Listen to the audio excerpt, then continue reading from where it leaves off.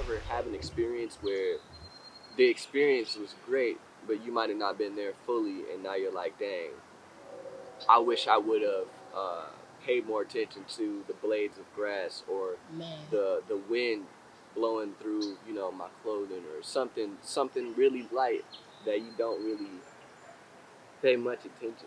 Well, that's mindfulness right there. That's exactly what that term is called.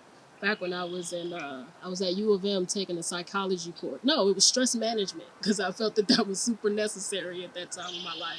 Mm-hmm. The shit was going so crazy where I needed to take a stress management course. Mm-hmm. But one of the things that they talked about was mindfulness, and that's exactly what that is. Just means being more present. Mindfulness plays a part throughout all of this. I even point out, like, things are starting to move a little bit faster now, which is why when we were talking earlier and I was talking about how we're already halfway through the year and I feel like it just started. Man. The year is going extremely well, and it's not a scary thing. It's like, I feel like I deserve everything that's going down. I put in the work for it, and now it's just unfolding. So I talk about everything moving so fast, but how I'm also enjoying the pace.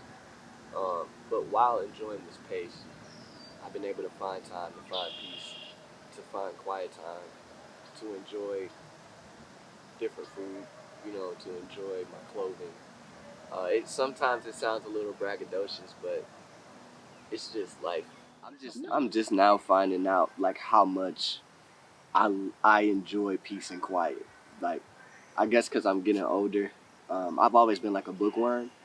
So like just reading books, having time to myself, like not hearing voices, not hearing anything, but just like my air and my breath and like my calmness. That to me, that's like my peace right there.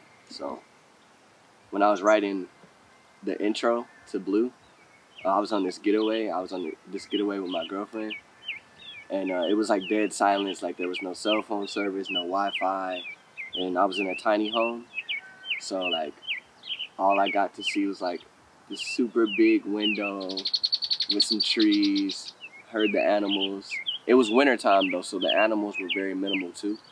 But I could see like the snow falling constantly, and like it was so quiet you couldn't even hear like the snow like piling up or anything, or the wind or anything. So Why did you pick that song to be the intro? It definitely sets a certain tone.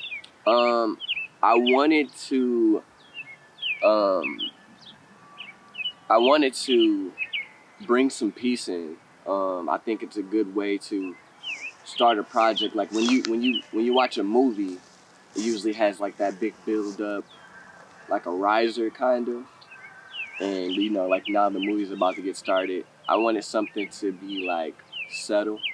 I feel like Songs in Black ended pretty chaotic with the traffic and everything. So to go from that to, you know, something calm to me was like, yeah, I'm making a statement of like I'm in a better headspace. I'm in a better zone. I found some peace, and this is what peace sounds like to me. Blue? All right, man. Blue is just me soaking up this year, like basically, and it's not coming out until next year. But we're in 2023, and this is the most that I've traveled. This is the most that I've modeled. This is the most that I've produced. The most that I've gotten to studio. I've done a lot of shows, and this is the most that I've been okay with my current situation.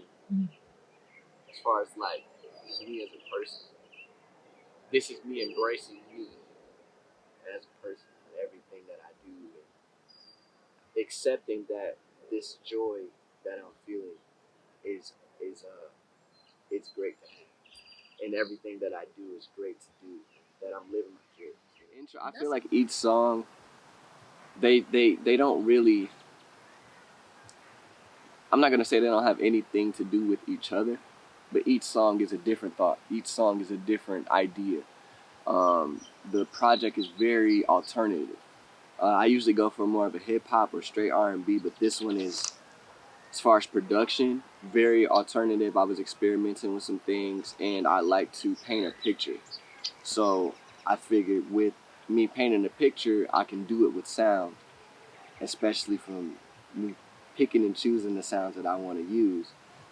This one is more to me like uh, uh, a movie.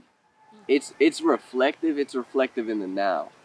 I feel like Black was more so like my past reflection and looking at it and finally getting out some of the things, the ill feelings I was feeling, and the the darkness. You know, I got out the darkness. Now I'm coming towards a lighter state, and that state is very peaceful and it's very chill. And also, I'm producing now too, so I like lighter sounds and like synths and just things that sound dreamy. I produced track 1, track 3, track 4, track 5, and then half of track 6. Okay. Ty produced track number 2. Um, Throughout the process, I kept listening to just different artists that have been inspiring me over the course of time. I was listening to Channel Orange by Frank Ocean, Blonde by Frank Ocean, on and off. But most of the time, I was listening to, I think it's called Peter or Petter by Lido, and because the internet, Childish Gambino, and Mr. Morale and the Big Steppers. I know that one's probably like way different than the other ones, but You are reading your Eckhart Tolle, so it yeah, makes sense to me. yeah. It's all And in the same thing. crazy enough, I had finished that book uh, the year before Mr. Morale and the Big Steppers came out. I didn't even know Eckhart Tolle was a psychiatrist. I thought he was only an author. Definitely. Nature plays a big part in this project in general. There's some things that I recorded while walking outside, animals, certain sounds, trees and wood. As far as it being dreamy, I've always been trying to get to a point of making dreamier music. Working with other producers and working with Ty, he gets the vision. But truthfully, I just wasn't in a place where I could capture what I was hearing or what I was thinking. So now that I'm producing on this project, I can capture it a little bit more and know exactly what I'm thinking, and I'm able to, you know, play. I was already producing a little bit. I just wanted more practice before I tested the waters out on my own project, and I was like, why not try it here where I can have full creativity. I don't like getting YouTube beats. Like the beat has to be phenomenal, and I have to know that I'm gonna use it. So, and then when you get into a zone when you're creating so much from scratch, it's hard to go back to just finding a beat that's already made. I like to write to certain parts of beats, not to the whole thing. Okay. I wrote to the synth, so just the pad. Okay. I truthfully like. I didn't even write to the beat. I knew I wanted that in the beat, and everything else came behind. Okay. But I wrote the song first, and then that. I formulated the beat around the word. I wrote the song in like 10 minutes. It was a constant thought. So, and with the things that were going on, like I was on a weekend vacation, and a few weeks after that, I knew I was going to New York. So I wrote about that. I wrote about like just things that's going on. Like I'm modeling a lot more, and I'm realizing that it's working. I'm okay in front of the camera, and that was something I was struggling with. I made the cover art for Blue, um, and it's me in a blue suit, standing on top of a red bench, in some black shoes, looking in these windows that I turned into portals. Um, I feel like in Black, I tried to deal with certain issues through the videos. I did want to portray that we make choices, and sometimes our choices are why we end up where we're at, and not other people. Um, with this one, in the cover art itself, I'm on my way to making a choice, um, choosing a direction to jump into. But that doesn't mean that that direction that I'm jumping into has to be the only direction. So it's three different portals, but I'm looking in the middle, but I'm not sinning.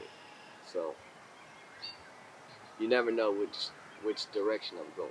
There's two tracks where I actually reference the cover art, like in details, where I'm saying like I should have took a left, or I'm choosing this. I'm in the middle right now, but maybe I should have went right. You know how you make. Sometimes you're unsure of the choice that you make because you don't know the result. And I think that that fear of not knowing the result is what keeps people from trying and going into certain paths. But I've learned throughout the last year and a half that